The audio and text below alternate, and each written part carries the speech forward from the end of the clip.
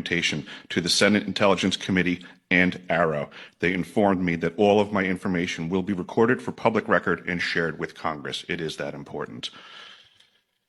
In 2010, I was selected to go down to the South Pole Station in Antarctica for an entire year by Raytheon Polar Services as an employee of a third-party contractor for the National Science Foundation. I functioned in a dual-role capacity as a tradesman and a firefighter. My responsibilities required me to be more informed than most of my crew and offered me complete access to the facilities. What I learned from this unique experience needs to be shared with the entire world. The technology at the South Pole Station certainly can do what it is presented as its primary purposes, and unfortunately, much more. The IceCube neutrino detector is presented as a passive listening device for the purposes of the science as presented. But I'm going to skip right through the chase, folks. I have provided documentation that proves that the 5,160, what they call DOMs, that are embedded in the ice can actually transmit at 2,047 volts each. That gives us a long list of things to consider. It is effectively a multifaceted directed energy weapons platform that I will list rapidly a few things that it can do. Vehicle detection. We're learning that these off-world craft, on-world craft, ours or other nations, are also emitting neutrinos. So this makes the South Pole Station effectively an air traffic control station for this new level of equipment that nobody's discussing. In addition to the ability to detect neutrinos and the exotic vehicles, I have provided documentation that shows that this is also a system for faster than light communications. In the past, Gary McKinnon has hacked NASA, found the off-world fleet, the list of captains, and it's apparent that if we have faster-than-light vehicles moving throughout the system, we're going to need faster-than-light communications. This is that facility. Unfortunately, I have other bad news.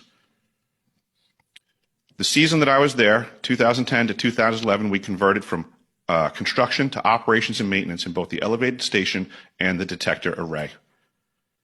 Unfortunately, when they first fired it up, that was when we had the earthquakes in Christchurch, New Zealand.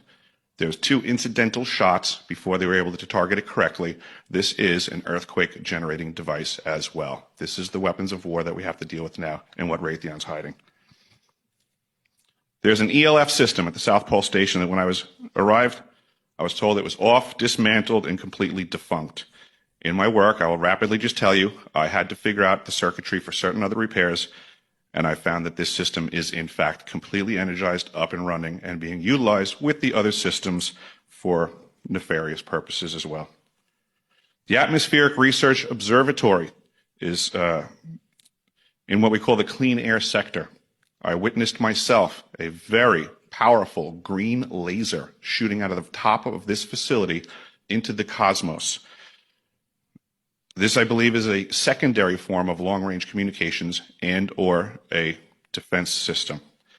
I am not saying that we need to be scared of anything that's out there, but please understand the military-industrial complex is happy to invest all of your money in alleviating their fears.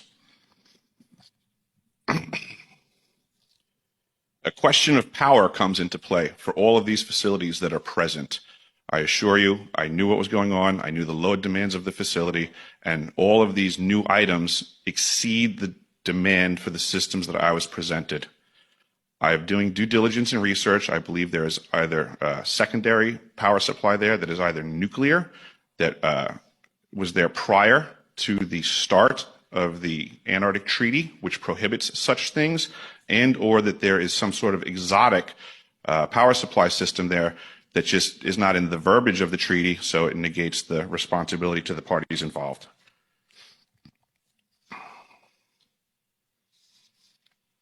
I think that pretty much covers it for time. If anybody wants to find out more, I have a website where all this information is at. For brevity, I'll wrap it up, but you can go to deciphering.tv. I've documented all of this stuff, and information is available.